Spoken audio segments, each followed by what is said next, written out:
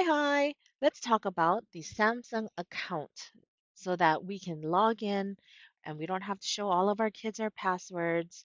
It's a nice, easy way we can utilize things like our phone to log in for us. So, what we're going to do is we're going to look for our Samsung account, which is this white app with a blue person inside. If you don't see it on your home screen, we can come to this waffle at the bottom or that 9 grid.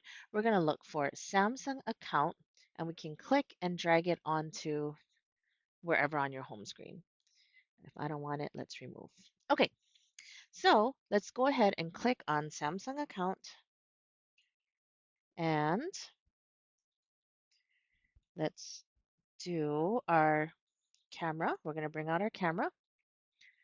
I'm going to scan the QR code and there's going to be a web link that pops up. Go ahead and click on that web link. If this is the first time that you're doing this, it's going to ask you, do you want to create a Samsung account? The answer is yes. There's all these purple documents if you need them from Samsung, but it's going to ask you to log in with your username and password of your email or whatever you want, whichever account you want to create the Samsung account with, whichever email account you use.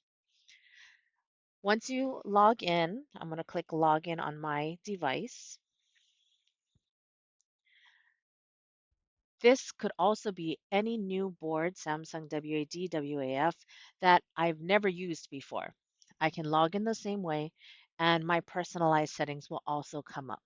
What's great about this is I can be logged into my Gmail, my Drive.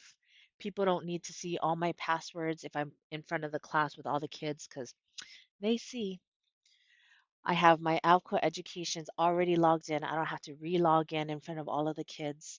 So it's a really great way to not be inputting your password live during class. Okay, so there's different ways of logging out. I can log out from my phone. There's a sign out option. Let me go back to our home screen.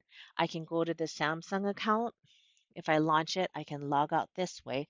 Or what's neat, great practice for the end of the day, is we hold down the power button. It will go through a logout sequence anyways. Okay, confirm shutdown. In this case, I don't want to shut down, but it did log me out, which is great. So lots of different ways of using our Samsung account logouts.